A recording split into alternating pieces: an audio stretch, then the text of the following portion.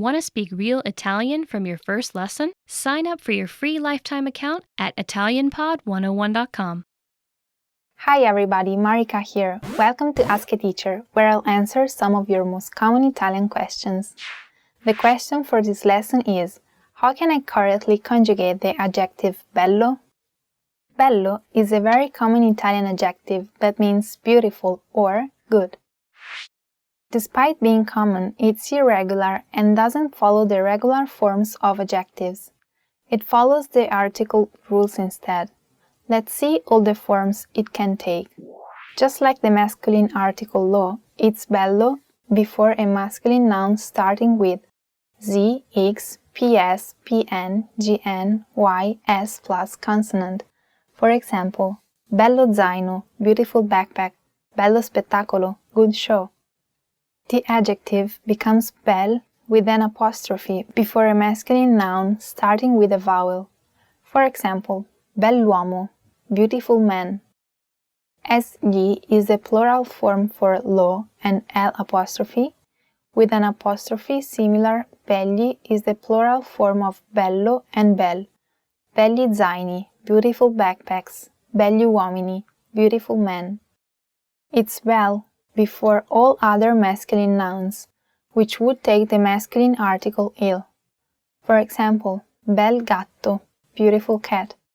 Just like I is the plural form of il, similarity bei is the plural form of bel. Bei gatti, beautiful cats. It's bella before all feminine nouns, which would take the feminine article la. For example, bella donna, beautiful woman. Bella isola, beautiful island. An exception is bella amica, meaning good friend, in an ironic way. Just like le is the plural form of la, belle is the plural feminine form. Belle donne, beautiful woman. Belle isole, beautiful islands. The demonstrative adjective quello, that, follows the same rules as bello, and it rhymes. Pretty interesting, right? If you have any more questions, please leave a comment below. A presto! See you soon!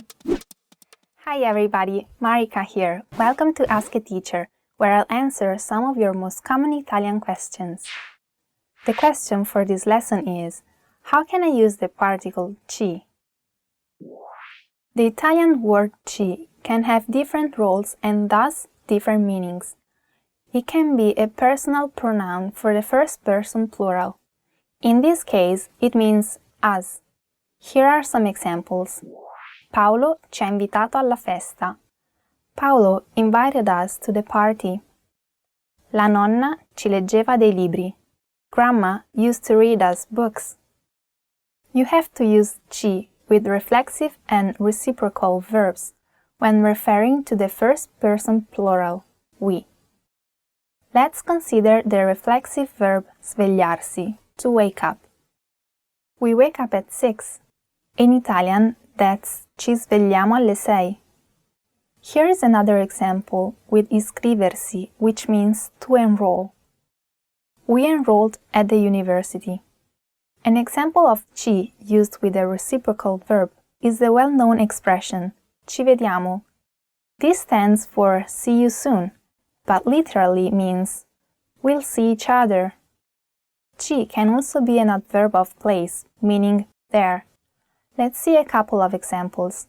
Someone asks you, quando vai in biblioteca? When do you go to the library?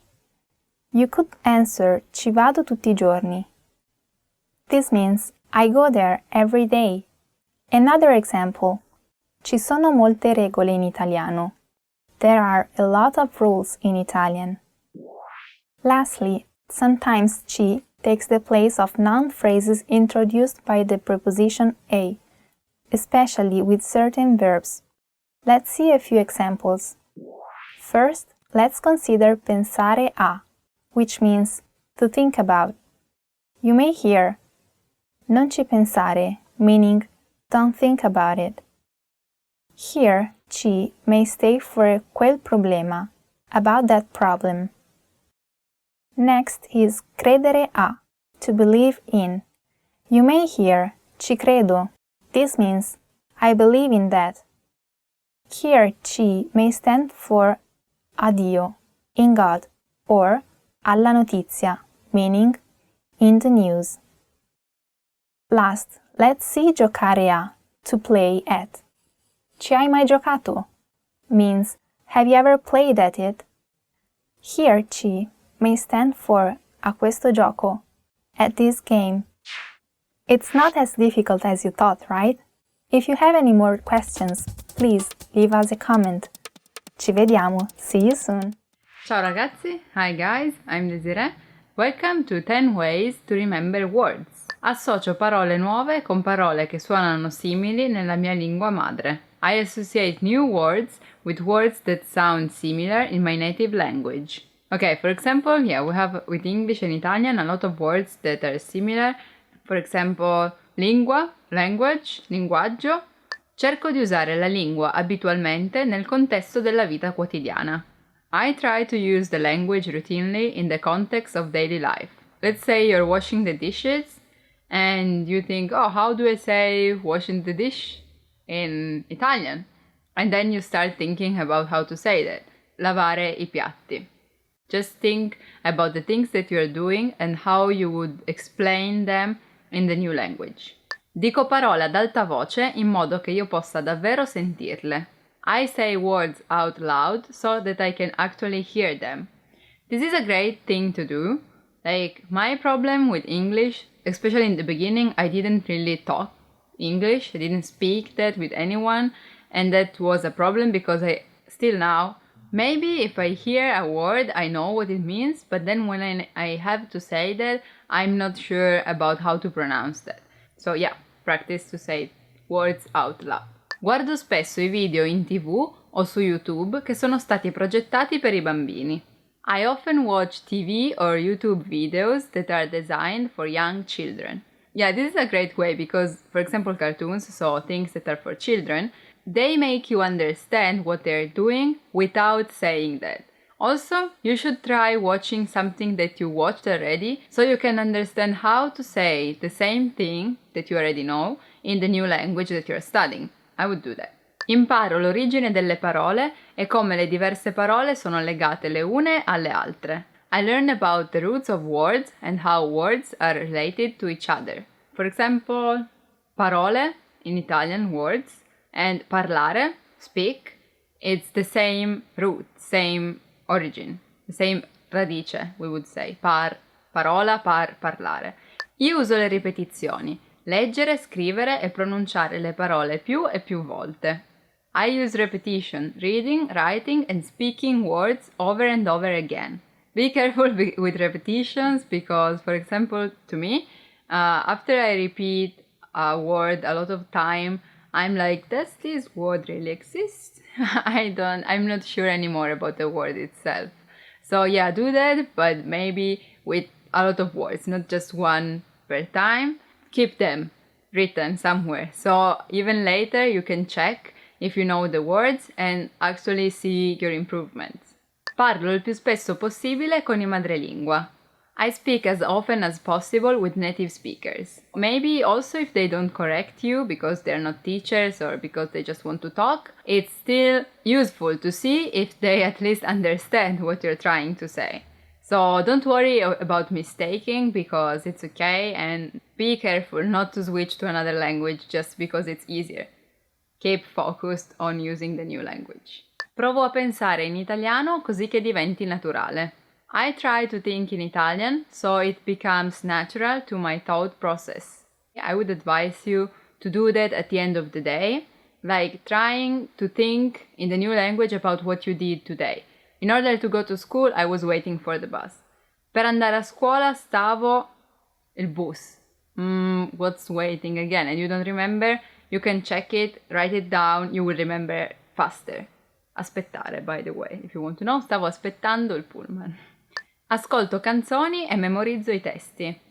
I listen to songs and memorize the lyrics. This is a good thing to do because sometimes when you're listening to songs, maybe you don't really understand what they're saying, so it's good to search for lyrics.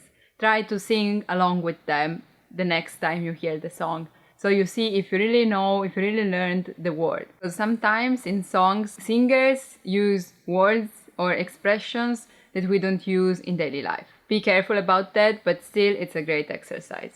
Cerco di usare la parola nuova in una frase semplice, così imparo frasi intere e non solo singole parole. I try to use the new word in a simple sentence, so I learn whole phrases and not just individual words. When you learn a word, let's say for example telephone, you can think about a phrase. I use the telephone to call my friends. Uso il telefono per chiamare i miei amici. And if you think about something in particular, like I use the telephone to call my cousin. Uso il telefono per chiamare il mio. You can search for that word too, so you will learn another new word. If you're wondering, cousin is cugino. That was the last of our 10 ways to remember words. Tell me which way is yours. Of course, everyone has a personal way, so tell me which is yours. And if you have any advice, comment and remember to subscribe. Ciao ciao, bye bye. Keep focused on using the new language. Hi everybody, Marika here. Welcome to Ask a Teacher, where I'll answer some of your most common Italian questions. The question for this lesson is, how can I use the pronoun ne? Ne is an Italian pronoun that takes the place of nouns so that we don't have to repeat the same words. These nouns can refer to people, places, or things. Let's take a look at how it can be used. First, ne can be used when replacing a noun introduced by di or any combination like del, della, and so on. In this case, it has a partitive meaning. It can be translated as any, some, of it, of them. For example, hai bisogno di soldi? Sì, ne ho bisogno. Do you need some money? Yes, I need some. Abbiamo del burro? No, non ne abbiamo. Do we have any butter? No, we don't have any of it. Ne can also replace nouns introduced by a number or an expression of quantity. Let's see some examples. Quante borse hai? Ne ho solo 3. How many purses do you have? I have only 3. Vuoi dello zucchero nel caffè? Sì, ne vorrei 2 cucchiaini. Would you like some sugar in your coffee? Yes, I'd like 2 spoons. We also use ne to replace nouns phrases introduced by the preposition di with specific verbs. Here are some examples. Parlare di, meaning to talk about. Let's see a sample sentence. You can say, domani parleremo del problema, meaning tomorrow we'll talk about the problem. If it's clear what you are going to talk about, you can use ne and say, domani ne parleremo. This means, we'll talk about it tomorrow. In this case, ne replaces the phrase, del problema. Another similar case is accorgersi di, meaning to notice. You can either say, non mi sono accorto di questo errore. I didn't notice this mistake. Or, if it's clear what you're talking about, you can say, non me ne sono accorto. I didn't notice it. Now, let's see where to put this little word in a sentence. Usually, we position ne before the conjugated verb. For example, ne vuoi ancora? Would you like more? In negative statements, it's always between the negation non and the verb. Vuoi un altro bicchiere di spumante? No, non ne voglio. Do you want another glass of sparkling wine? No, I don't want. In addition, we can attach it to an infinitive or a gerund. Non voglio più berne, grazie. I don't want to drink anymore, thank you. Here we've put together the infinitive bere and ne, making berne. Here is an example with a gerund. Avendone bevuto troppo, ora non si sente bene.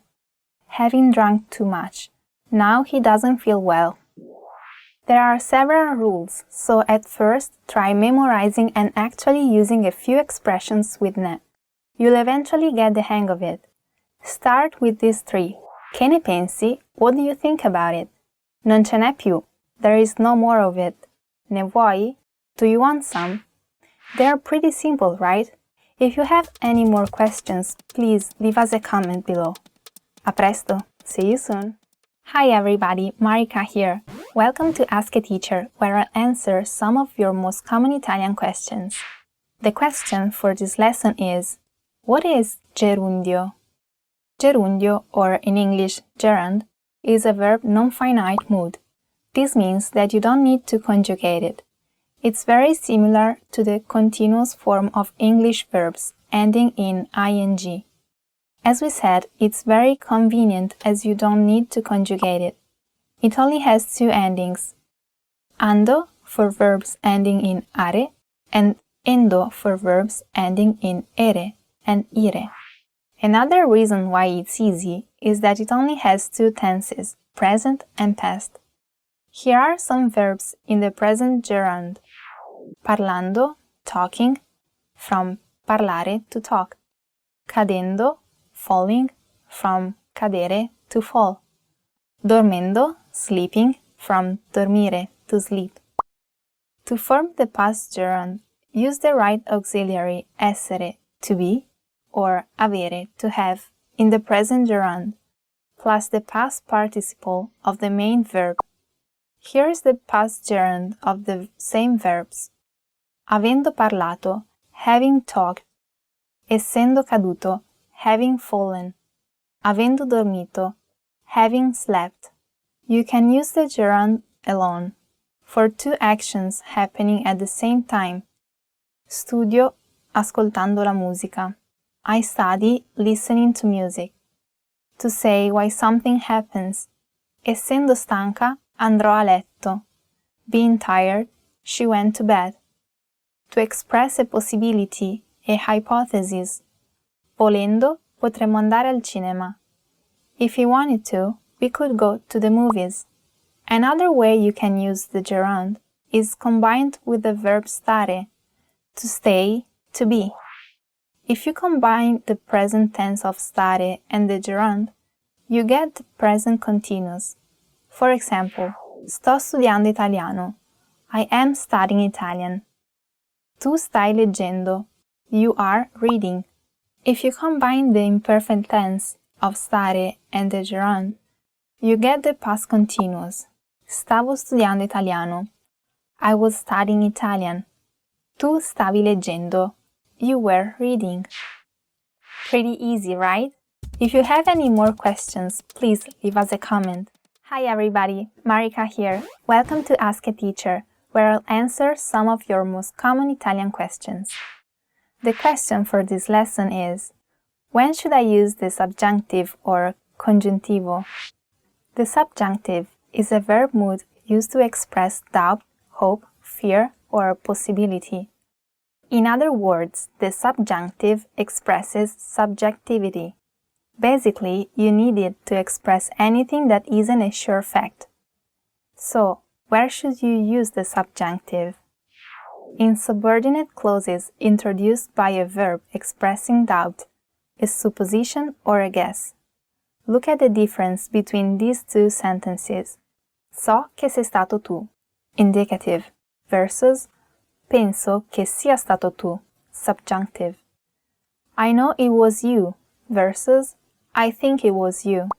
I know holds the same meaning as I'm sure, I know for a fact. Therefore, you don't need a subjunctive. In the second sentence, penso, I think, means I believe, but I'm not 100% sure. Therefore, it requires the subjunctive. Let's go ahead.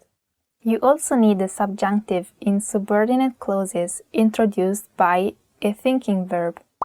This may express desire, hope, will, but never a fact. Here is an example. Spero che tu possa venire alla festa. I hope you can come to the party. Another case is when you're talking about other people's feelings and thoughts. Again, these are things that you can never be sure 100%. For example, sono contenta che ti piaccia il mio libro. I'm happy that you like my book. You need to use the subjunctive after certain conjugations. Sebbene, although, benché, although, affinché, so that, dovunque, wherever, nonostante, despite, prima che, before. For example, sebbene fosse tardi, la chiamai. Although it was late, I called her.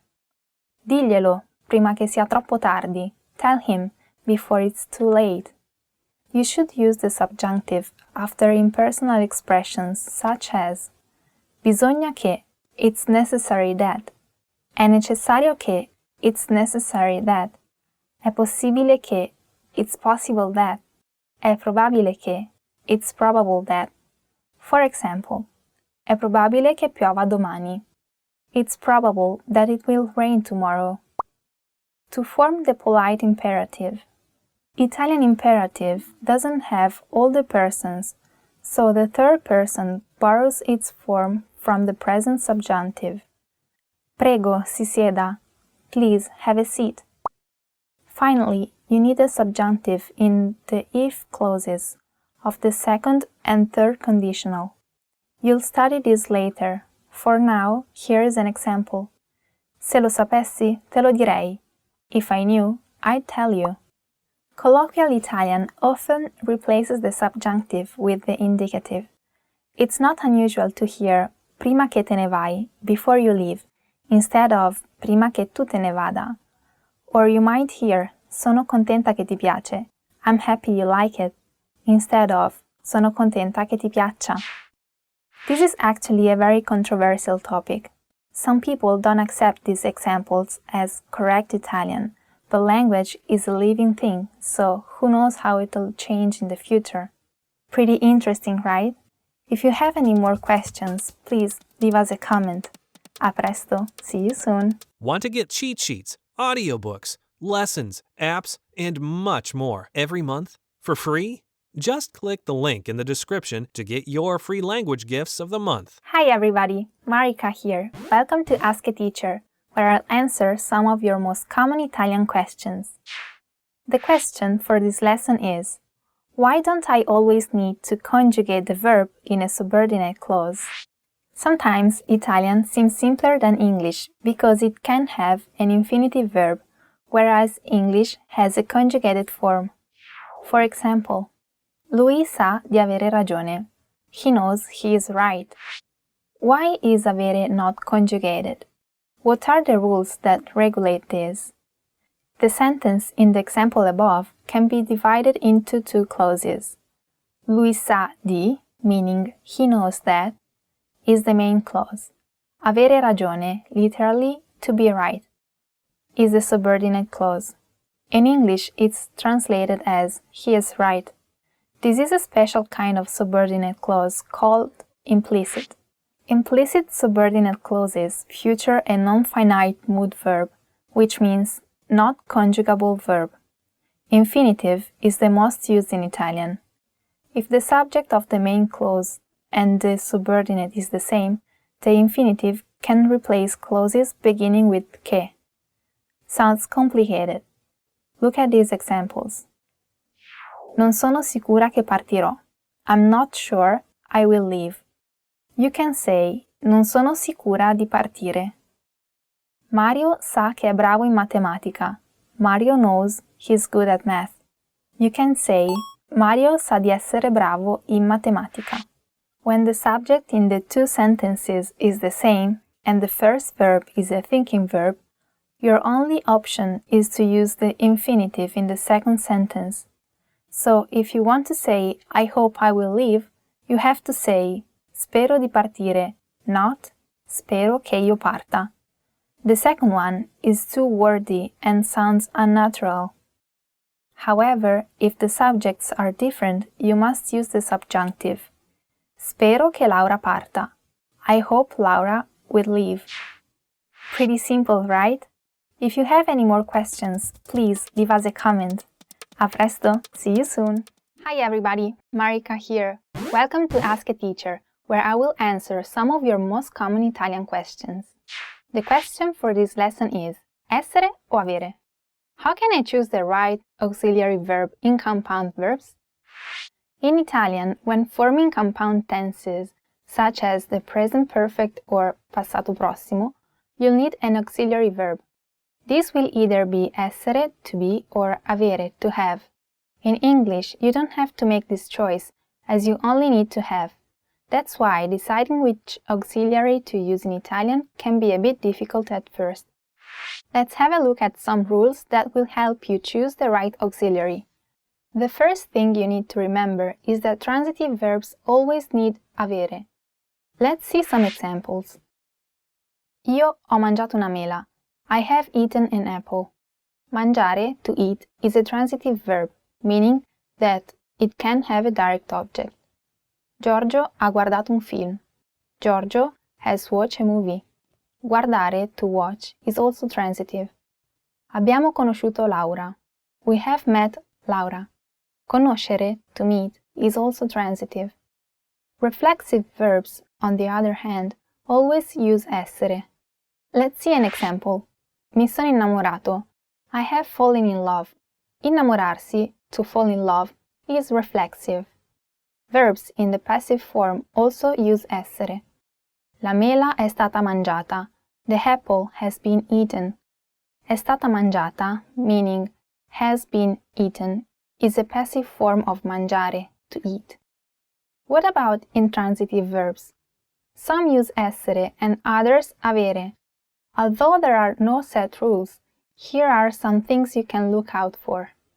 For example, intransitive verbs of movement always use essere, such as andare, to go, and arrivare, to arrive. Here are two sample sentences. Ieri sono andata a Venezia. Yesterday I went to Venice. Siete arrivati tardi. You have arrived late. On the other hand, intransitive verbs of movement, where the destination doesn't need to be mentioned, always use avere. Some examples are camminare, to walk, or viaggiare, to travel. A few sample sentences. Abbiamo camminato tanto. We have walked a lot. Ho viaggiato in treno. I've traveled by train. One last thing. There are some cases where both essere and avere are acceptable. This mainly happens with verbs about the weather. Piovere, to rain, nevicare, to snow, grandinare, to hail, tuonare, to thunder. So you can say è piovuto, but also ha piovuto. Both means it has rained. Pretty interesting, right? If you have any more questions, please leave a comment below. A presto! See you soon! Hi everybody! Marika here. Welcome to Ask a Teacher, where I'll answer some of your most common Italian questions. The question for this lesson is, what's the difference between potere and riuscire? Riuscire and potere are two verbs we use very often in Italian. Sometimes their meanings overlap, but other times they mean completely different things. Potere is translated as to be able to or can. It indicates the capacity and or possibility to do a determinate action. For example, non devi cucinare, posso farlo io. You don't have to cook, I can do it. Potere is an irregular verb, but more importantly, it's a modal verb. Modal verbs are used to give additional information about the main verb. As with other modal verbs, potere is almost always followed by an infinitive verb without a linking preposition. For example, posso andare alla festa? Can I go to the party? Sometimes we can use another verb, riuscire. In English, this can be translated in the same way as potere. However, riuscire has a slightly different meaning. Its meaning is somewhere between the English verbs to be able to and to succeed. Let's see some examples. Non riesco a dormire, c'è troppo rumore. I can't sleep, there's too much noise. Sono riuscita ad arrivare in tempo. I managed to arrive on time. Please also note that riuscire needs the preposition a in front of the infinitive. It's not always easy to grasp the difference between these two verbs. Look at these sentences. Ho 15 anni. Non posso guidare. I'm 15. I can't drive. It's the same as saying, I'm not allowed to drive. Sono troppo stanca, non riesco a guidare. I'm too tired, I can't drive. It's the same as saying, even if I tried, I couldn't. Here is another example that may help. We can translate I can't sleep at the office in two different ways in Italian. One is non posso dormire in ufficio. The other one, non riesco a dormire in ufficio.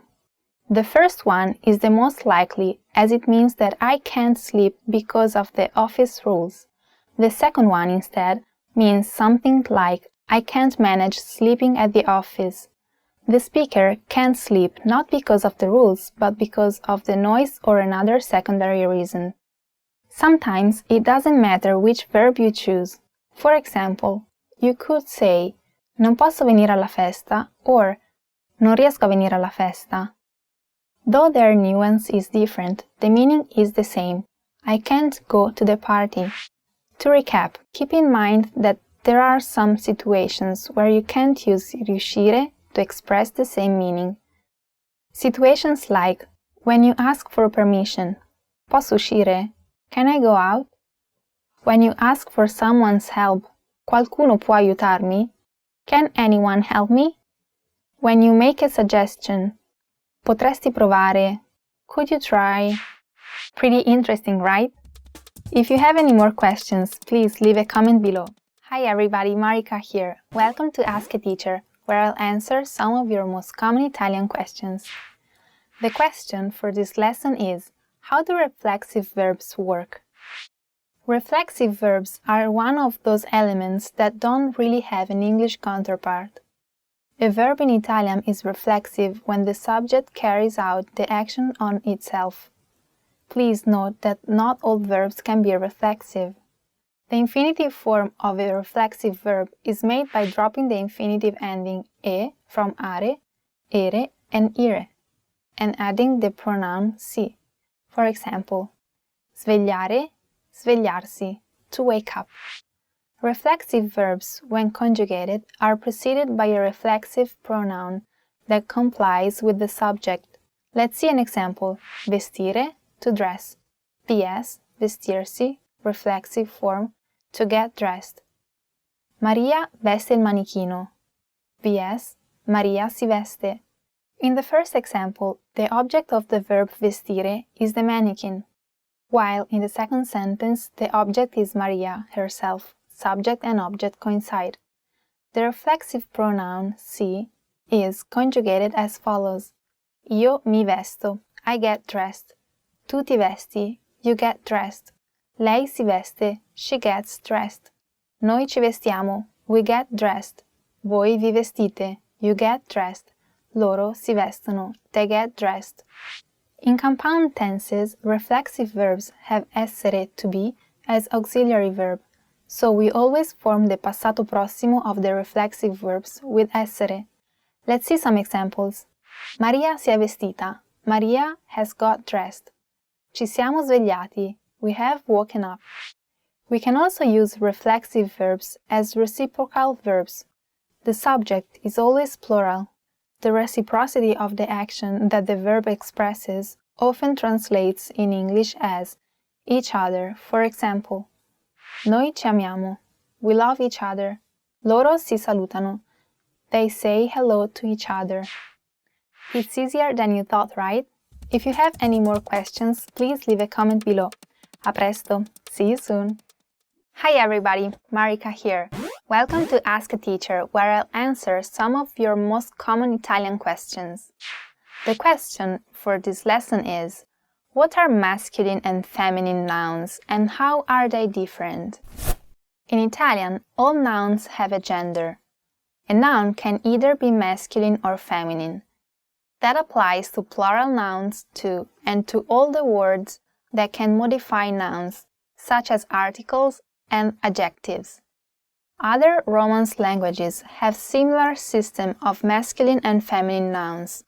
It's a trait that comes from Latin. The gender depends on the origin of the Latin word. English doesn't have masculine and feminine nouns though. So the easiest way for English speakers to tell a noun's gender is by looking at the last letter of the noun.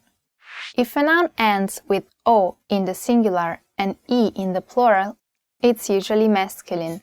If a noun ends with A in the singular and E in the plural, it's usually feminine. For example, sedia, meaning chair, ends with an A, so it's feminine. La sedia. In the plural, le sedie. Libro, meaning book, ends with an O, so it's masculine. Il libro. And in the plural, I libri, ending with an I. The OI for masculine and AE for feminine rule doesn't always work though. Most of the time, but not always. There are some exceptions like la moto, meaning the bike, which is feminine, and il problema, meaning the problem, which is actually masculine.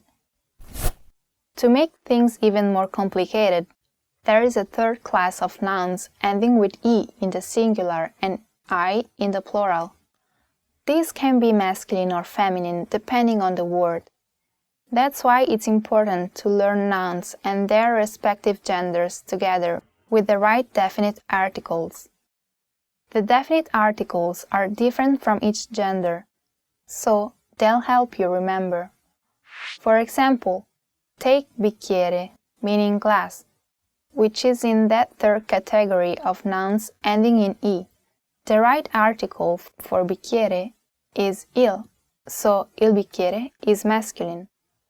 How about nave, meaning ship? The right article for this one is la, so la nave is feminine. Again, there is unfortunately no formula to find the right gender. The Latin origins of words go way back, and often people don't know why some words have a certain gender today.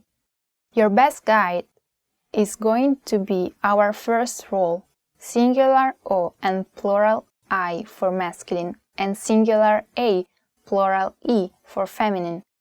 Just try to memorize the articles with the nouns, and before you know it, the gender classifications will come naturally to you. Woo! That's it for this lesson. Please send in any more questions you have, and I'll try to answer them. Hi everybody, Marika here. Welcome to Ask a Teacher, where I'll answer some of your most common Italian questions. The question for this lesson is, how do you form the plural of nouns? In Italian, just like in English, nouns can be singular or plural depending on what they refer to. To form the plural of Italian nouns, you generally have to change the final letter of the singular form from one vowel to another. Masculine nouns ending in O and A form the plural by changing the final vowel to I. For example, ragazzo, meaning boy, becomes ragazzi in the plural, and the plural of poeta, which means poet, is poeti. Feminine nouns ending in A form the plural by changing the A to E. So, mela, meaning apple, changes to mele when it means apples. Finally, there are also nouns ending in E. Both masculine and feminine nouns that end in E form the plural by changing the final vowel to I. Let's take cane, for example, which means dog, and is masculine. The plural form is cani. Similarly, the plural of chiave, a feminine noun meaning key, is chiavi. However, not all nouns follow these rules. In fact, there are lots of exceptions. Let's see a few of them. Some nouns don't change in the plural.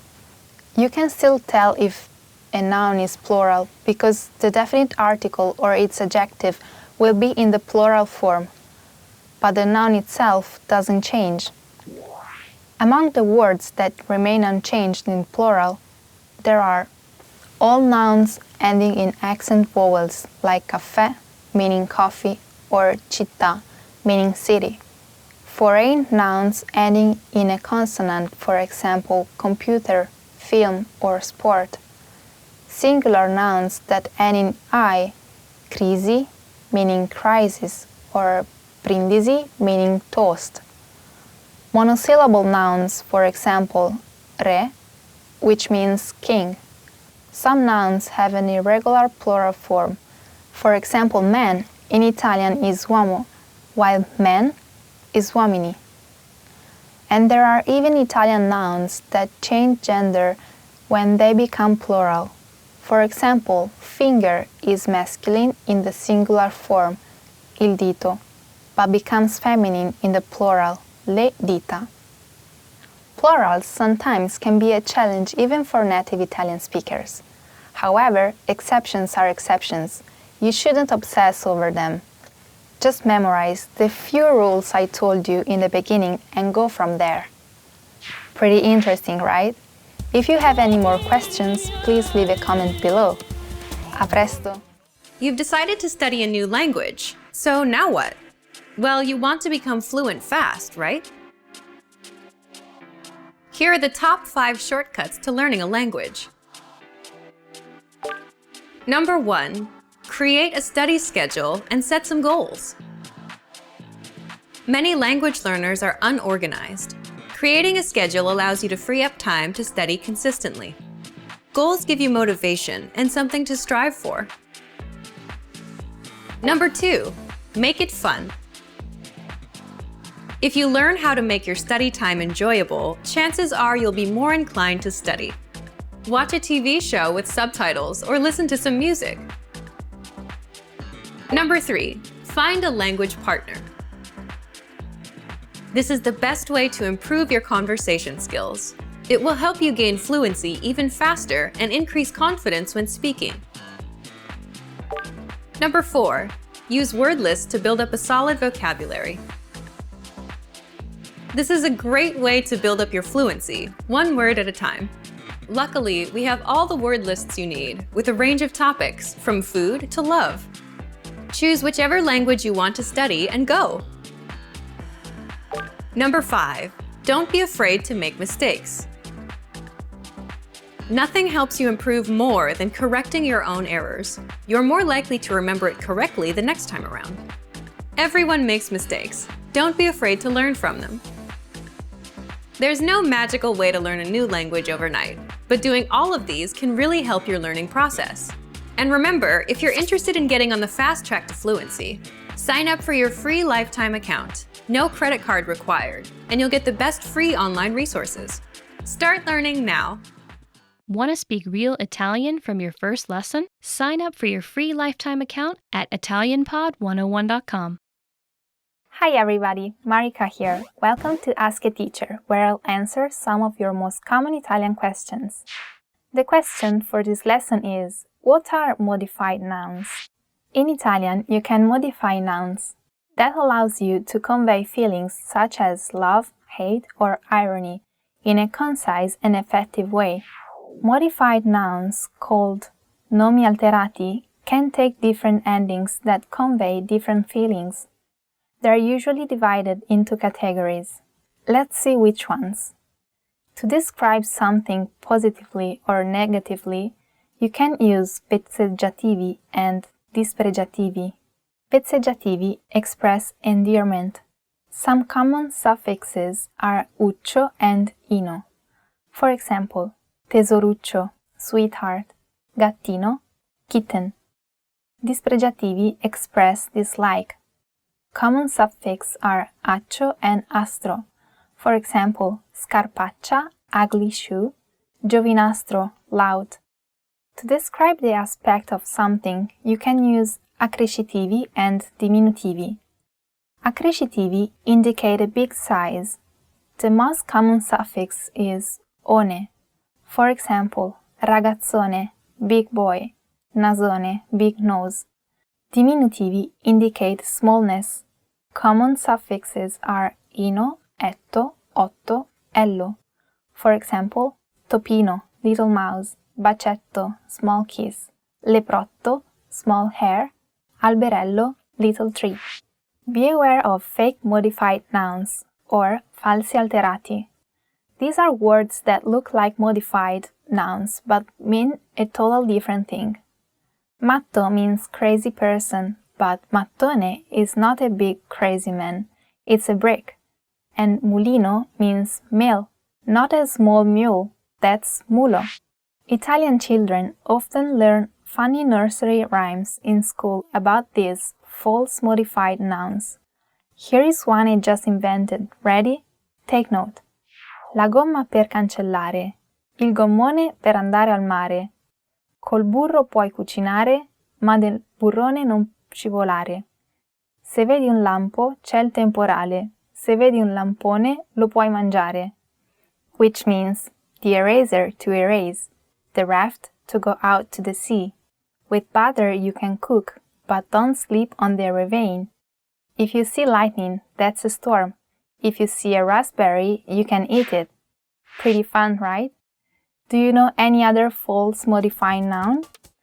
Let us know in the comments. A presto! See you soon! Hi everybody, Marika here. Welcome to Ask a Teacher, where I'll answer some of your most common Italian questions. The question for this lesson is: what are the top 10 most common Italian idioms? It might not be necessary to know idioms in order to communicate in Italian, but they are very effective and fun. Also, if you can use some idioms, you'll sound more fluent. Are you ready to find out 10 of the most common Italian idioms? Let's start. In bocca al lupo. This literally means into the mouth of the wolf. The origin of this expression isn't clear, but Italians use it very, very often to wish someone good luck. If someone says in bocca al lupo to you, you should reply crepi il lupo. May the wolf croak. Costare un occhio dalla testa. Literally, to cost an eye of the head. This has basically the same meaning as the English idiom, to cost an arm and a leg. It means that something costs so much that you'd have to sell a part of your body to be able to afford it. Essere al verde. The literal translation is to be at the green, but it actually means to be broke. This expression is said to have originated in Florence, where the bottom half of auctioneer candles were painted green. When the candle reached the green, the flow of money would come to a stop. Another theory is that the color refers to the inside of a wallet, which you could see once you were out of money. Tra il dire e il fare c'è di mezzo il mare. Idiomatic expressions about the sea are quite common in Italian. This one means, between saying and doing there is a sea in the middle. It means, easier said than done. Italians often shorten this expression and just say tra il dire e il fare. Una volta ogni morte di papa. Once every time a pope dies. The English equivalent of this expression is once in a blue moon. Both are used about something happening very rarely. Essere al settimo cielo. This idiom has the perfect analog in English, to be in seventh heaven, meaning to be extremely happy. This expression comes from the philosophy on which Dante's comedy is based. According to this philosophy, the earth is in the center of the universe, surrounded by 7 concentric heavens. Seventh heaven was the highest degree of elevation for man. Dormire come un sasso, to sleep like a stone. This idiom is basically the same as English, to sleep like a log. It means that someone is sleeping so soundly that they look like an inanimate object. You can also say dormire come un ghiro, to sleep like a dormouse. Acqua in bocca. The literal translation is water in your mouth. If someone says acqua in bocca to you, they want you to keep it a secret, because of course, you can't say anything if your mouth is full of water. Il gioco non vale la candela. The game isn't worth the candle. This expression is of medieval origin. Back then, people used candles at night, and candles could be expensive. Card players used to repay the owner of the house that hosted them with either money or a candle. The saying started to spread among players to indicate games where the winnings were so low that they wouldn't even cover the small expense left for the candle. Tagliare la corda. to cut the rope. This expression means to run away from a situation. It originates from the rope that was used to keep boats tied to the shore. To sail, it was necessary to free the boat first, but if someone was in great hurry, the rope would be cut. Pretty interesting, right? That's all for this lesson and this series. Thank you for listening, and we'll see you in another series. A presto! See you soon! Hi everybody, Marika here. Welcome to Ask a Teacher, where I'll answer some of your most common Italian questions. The question for this lesson is, what's the difference between in and a? In and a are two Italian prepositions. While each preposition has its own function, sometimes it's not easy to tell which one to use. In fact, both in and a can indicate place, but when should I use one instead of the other? The first point you should remember is that a is used before the name of a city, town, or small island. In, on the other hand, is used in front of continents, states, nations, regions, and larger islands. So you'd say a Roma, a New York, a Cipro. But you would say in Italia, in Europa, in Sicilia. We use in before the name of a street or square. Abito in Via del Corso. I live in Via del Corso. Incontriamoci in Piazza del Plebiscito. Let's meet in Plebiscito Square. We also use in with the names of shops. L'ho comprato in farmacia. I bought it at the drugstore. Sono in pasticceria. I am at the cake shop. Sto andando in edicola. I'm going to the newsstand. Besides these tips, like many other Italian grammar points, there are no fixed rules, but there is a list of expressions using in or a, so you can start getting used to them. Sono a scuola, a casa, a letto, a teatro, al cinema, al mare. I am at school, at home, in bed, at the theater, at the cinema, at the seaside. Sono in banca, in chiesa, in classe, in montagna, in città, in ufficio, in biblioteca. I am at the bank, at the church, in the class, in the mountains, in the city, in the office, at the library. Pretty interesting, right? If you have any more questions, please leave a comment below. A presto! See you soon! Hi everybody, Marika here. Welcome to Ask a Teacher, where I'll answer some of your most common Italian questions. The question for this lesson is, what's the difference between da and di? Da and di are two Italian prepositions. They have multiple functions and meanings, and sometimes it's not easy to choose the right one.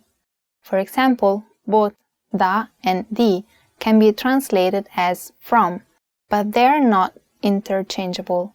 Let's see the difference. Di specifies a feature or origin of something, usually with the verb essere, to be. Da indicates the movement from somewhere. So you can say, di dove sei? Where are you from? Sono di Roma. I'm from Rome. But, da dove vieni? Where do you come from? Vengo da Roma. I come from Rome. This is because the verb venire, to come, is a verb of movement. Da is also used to indicate movement toward a place or a person. For example, sono stato dal dottore. I've been to the doctor's. Sto andando da Paolo. I'm going to Paolo's house. Da also has the meaning of at or to, as in these examples. Da Mario non c'è la televisione. At Mario's place there is no television. Sandra è dal parrucchiere. Sandra is at the hairdresser's. Many restaurant names also use this pattern. For example, da Michele, Michele's. Pretty interesting, right? If you have any more questions, please leave a comment below. A presto, see you soon! Hi everybody, Marika here. Welcome to Ask a Teacher, where I'll answer some of your most common Italian questions. The question for this lesson is, when do I need to add the terminative articles to possessives? In English, you don't use the article de before a possessive adjective or pronoun. However, in Italian, the definite article is part of the possessive. It isn't optional. Also, remember that possessives must agree in number and gender with the nouns of the own thing, not with the noun indicating the owner. So we say, il mio cane, my dog. Mio is singular masculine because cane is singular masculine. La tua casa, your house. Tua is singular feminine because casa is singular feminine. I suoi genitori, his, her parents. Suoi is plural masculine because genitori is plural masculine, and so on. However, there are times when we drop the determinative articles in front of possessive adjectives. One time is before nouns or close family members. We say mia madre, my mom, tuo padre, your dad, suo fratello, her brother, sua sorella, his sister, nostra nonna, our grandma, vostra cugina, your cousin. Exceptions to these are with the third person plural, loro, their, la loro zia, their aunt, with plural nouns, I tuoi fratelli, your brothers, with modified nouns or if they're preceded by an adjective, la mia sorellina, my little sister, il mio caro zio, my dear uncle, il suo cugino italiano, his Italian cousin. Another case when Italian possessives don't need the article is when the possessive is after the noun, or in idiomatic expressions. Mamma mia, oh my, mio Dio, my God. Lastly, you don't need to add the article if the noun is already introduced by an indefinite adjective or a number. Here are two examples. Puoi invitare quel tuo amico alla festa. You can invite that friend of yours to the party.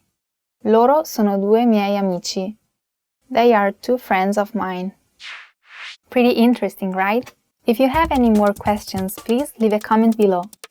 A presto! See you soon! Want to get cheat sheets, audiobooks, lessons, apps, and much more every month for free? Just click the link in the description to get your free language gifts of the month. Hi everybody, Marika here. Welcome to Ask a Teacher, where I'll answer some of your most common Italian questions.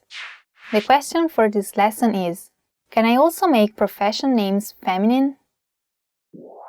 Italian nouns have a gender. This means some are masculine and some are feminine. Generally, you can change a masculine noun into a feminine one by changing the article and the final vowel. For example, il bambino, meaning the child, is masculine. La bambina is feminine. Since gender in Italian language is such an important grammar category, the answer to the question is yes. Most of the time, you can change profession names into feminine. Let's see how to do that. Profession ending in aio and iere, change the ending to aia and iera. For example, fornaio, fornaia, baker, cameriere, cameriera, waiter, waitress. Professions ending in tore, change the ending to trice. Attore, attrice, actor, actress. Profession ending in ista, only change the article to specify the gender. Lo stilista, la stilista, the stylist. Il tassista, la tassista, the taxi driver. What about profession traditionally involving men? Society is constantly evolving and the language must keep up with the times. Today, more and more women are becoming lawyers, engineers, doctors, etc. Some of these titles have a regular feminine form in Italian, such as dottoressa, doctor, or direttrice, chief manager. But what about other titles that were almost never used for women in Italian history, like ministro, minister, or presidente, president? It is la ministro or la ministra, la presidentessa or la presidente. Some professions have the feminine version ending in essa, but this form is often considered ironic or even derogatory. For example, I'd be better to say l'avvocato instead of l'avvocatessa, lawyer, and la vigile instead of la vigilessa, traffic officer. In the same way, la presidentessa is perceived as politically incorrect. So when you're referring to a woman, use the masculine version with a feminine article instead, la presidente. Besides, nouns ending in ente and ante don't change in the feminine form, for example, cantante, singer, so it's only natural that it should be la presidente. There are instances where the suffix essa doesn't have a negative undertone, so it's perfectly okay to say poetessa, poetess, and studentessa, student. As for ministro, the most common feminine version is il ministro, the minister. However, lately many people have argued that ignoring the gender of the woman who holds the title is politically incorrect as well. So you may also hear to read la ministro. But this form is also incorrect. Masculine nouns change to feminine by changing the final o to a. Nobody would say la maestro instead of la maestra, the teacher, so the best way to call a female minister is actually la ministra. Professions that borrow English words only change the article. Il manager, la manager. Il designer, la designer. Il leader, la leader. One final thing, in colloquial Italian, when referring to a woman by her family name, it's common to add the feminine article la, the. For example, la Rossi. Although this is something very common, it's politically incorrect because it highlights the gender of the person you're referring to only when the person is feminine. It's as if in English, when referring to a woman instead of just using her family name, like Smith, you said Smith, the woman. Pretty interesting, right? If you have any more questions, please leave a comments below. A presto! See you soon! Hi everybody, Marika here. Welcome to Ask a Teacher, where I'll answer some of your most common Italian questions. The question for this lesson is, where should I put the adjective?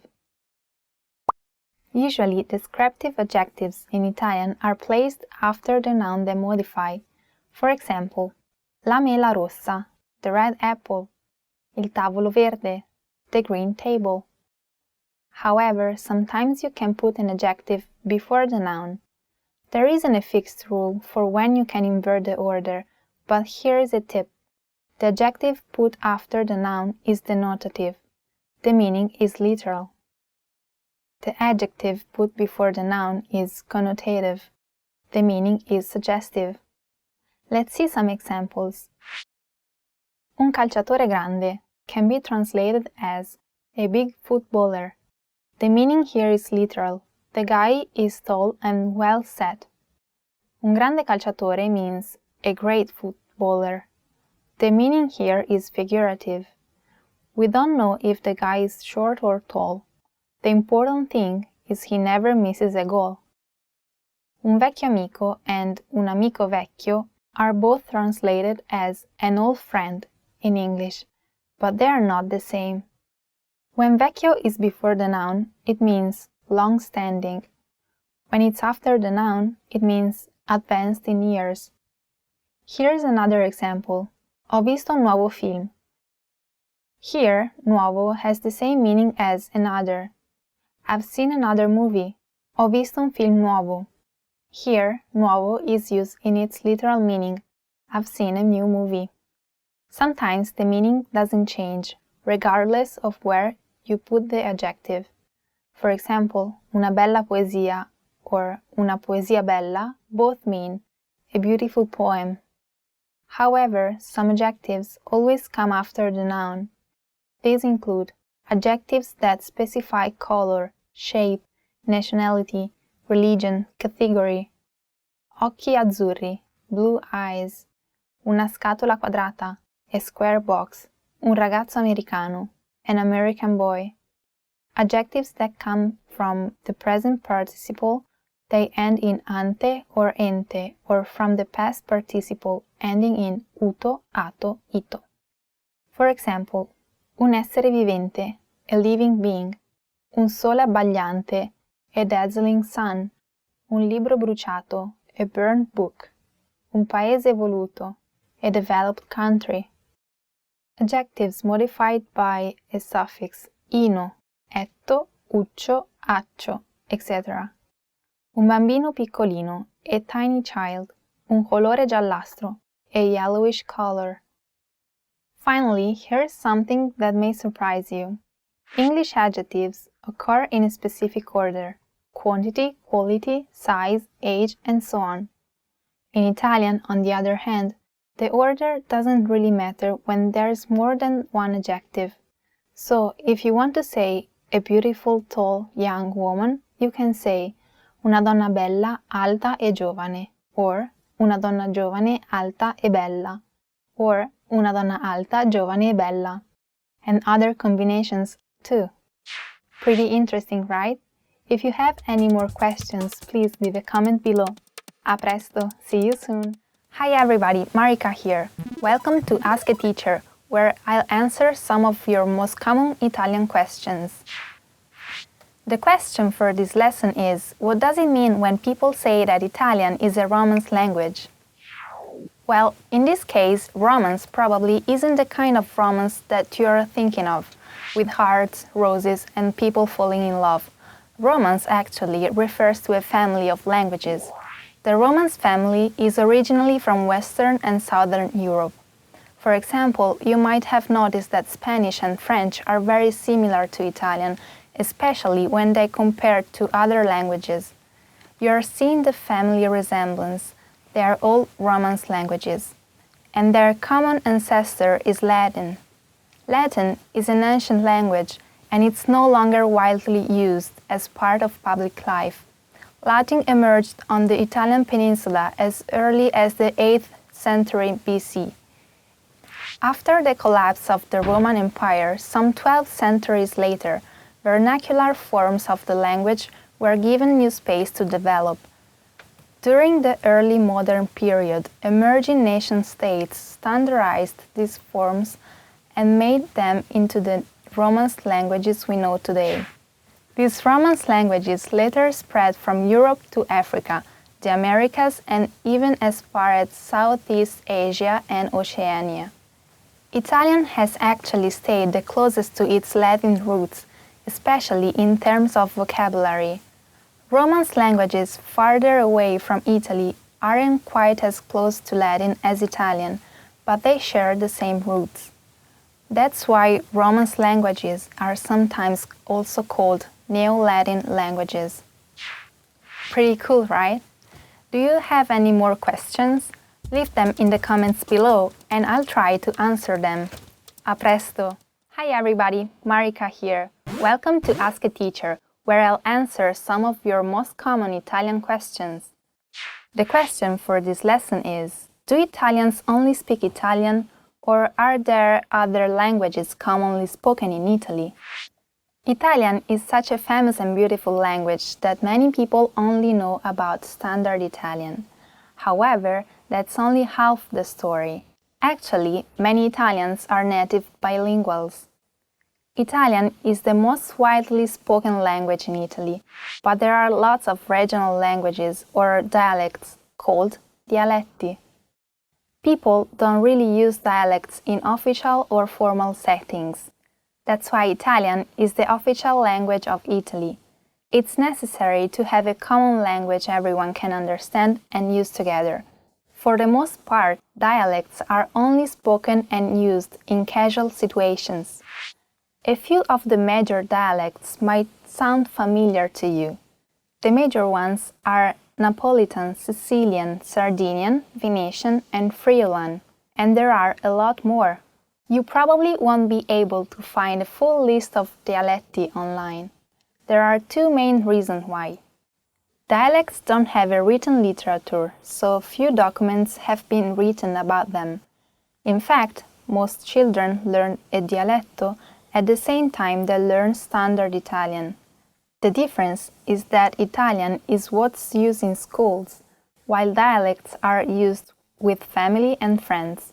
Some people consider dialects as the only language that can truly express one's innermost feelings. Unfortunately, many children today don't learn any dialetti at all. So, if you go to Italy and you overhear an unfamiliar phrase, it might not even be in Italian. It could be a phrase from one of the many Italian dialects. Isn't that interesting? If you have any more questions, leave them in the comments below. A presto! Hi everybody, Marika here. Welcome to Ask a Teacher, where I'll answer some of your most common Italian questions. The question for this lesson is, what are some examples of Italian loanwords we use in everyday English? You may not know it, but you probably use some Italian every day.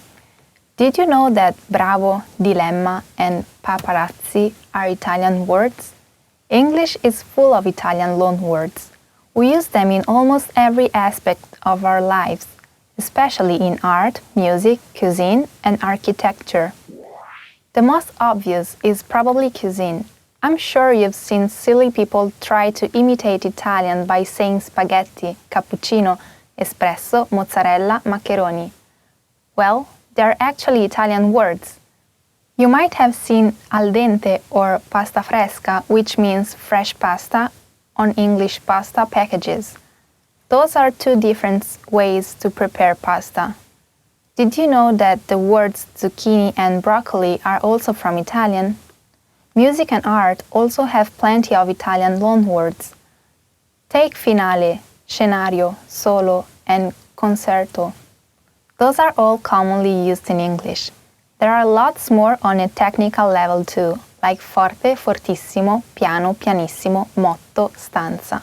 In arts and architecture, studio, villa, graffiti, veranda, and ghetto, as well as apartment from appartamento, are all Italian loanwords. The list doesn't end here. Umbrella comes from the Italian ombrello, lottery comes from lotteria, and tombola is also an Italian game. Madonna, Monsignor, and Padre are all loanwords related to religion. Scherzo in Italian means joke, and novel comes from the Italian novella. Sonnet comes from sonetto. Italian is everywhere. Be careful with some loanwords though. The Italian word doesn't always mean the same thing in English. For example, manifesto in Italian means poster. English loanwords don't always follow Italian grammar either. Zucchini and macaroni are spelled differently in Italian. English words like panini and salami are mistakenly used in the plural form. Pretty interesting, right? Do you have any more questions? Leave them in the comments and I'll try to answer them. A presto! Hi everybody! Marika here. Welcome to Ask a Teacher, where I'll answer some of your most common Italian questions. The question for this lesson is, does Italian have any false friends words that look the same in English but mean something different? The answer is yes. The term false friends is the perfect name for these words. They are like people who look really familiar but are actually total strangers. We'll go through some of the most common ones, so you can avoid miscommunications when you're speaking Italian. If your Italian partner is going to introduce you to his or her parenti, you'll be meeting their relatives, not just the parents. The word parents is genitori in Italian. Also, if you see the word sale in a supermarket, don't think you're getting a discount. Sale is actually the Italian word for salt. If someone describes you as educato or educata, they are usually not talking about your education. They are saying that you are polite. And if you work in a factory, don't say you work in a fattoria. That means you work on a farm. If you are a librarian, don't work in a libreria, because that's bookshop. So don't think that you can borrow books there for free. Make sure you don't offer to take pictures with your camera. That means room. You take pictures on your macchina fotografica. Pay attention to verbs too. Attualmente means currently in Italian. The Italian for actually is in realtà. Definitely doesn't translate as definitivamente either. That means ultimately. Lastly, when you're talking about an event that's coming up later than expected, don't use eventualmente for eventually. Eventualmente means possibly, and, of course, there are many more. Got it? Keep the questions coming. If you have another question, leave it in the comments and I'll try to answer it. A presto! Hi everybody, Marika here. Welcome to Ask a Teacher, where I'll answer some of your most common Italian questions. The question for this lesson is, how are verbs conjugated? English verbs are not heavily inflected. In fact, there are just 3 endings you can add to the infinitive of regular verbs. S for the third person singular present tense, for example, plays. Ing for the gerund, playing, and id for the past tense, played. Most combinations of tense, aspect, mood, and voice can be expressed using auxiliary and modal verbs.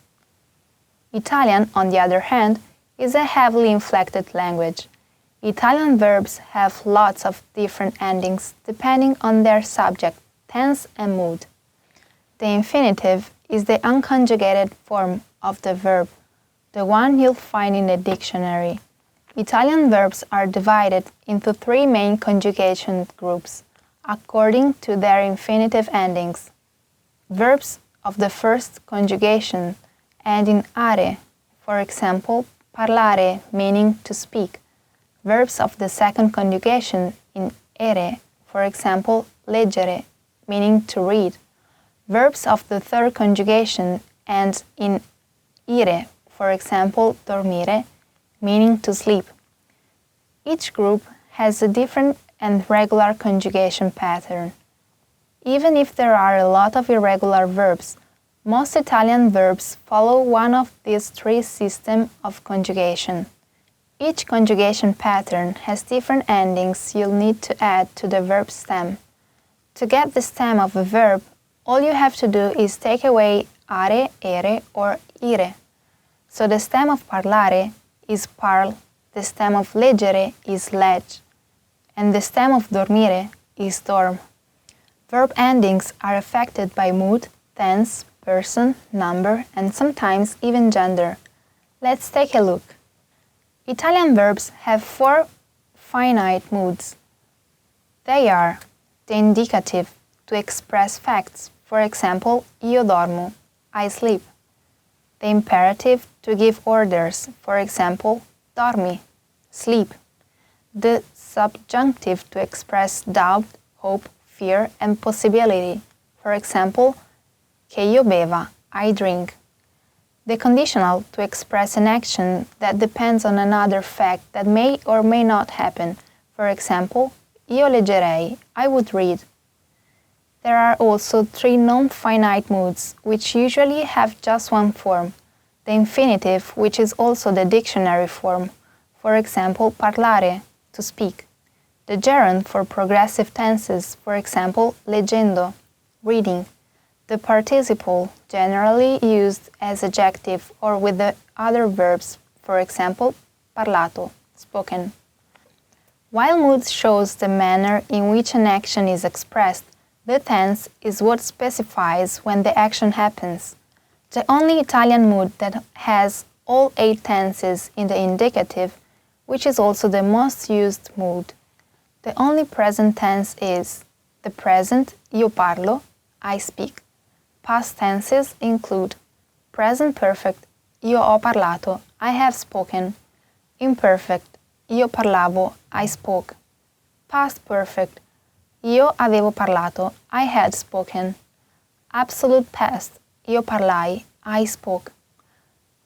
Pre-trade perfect, io ebbi parlato, I had spoken. Future tenses are the future, io parlerò, I will speak. The future perfect. Io avrò parlato. I will have spoken.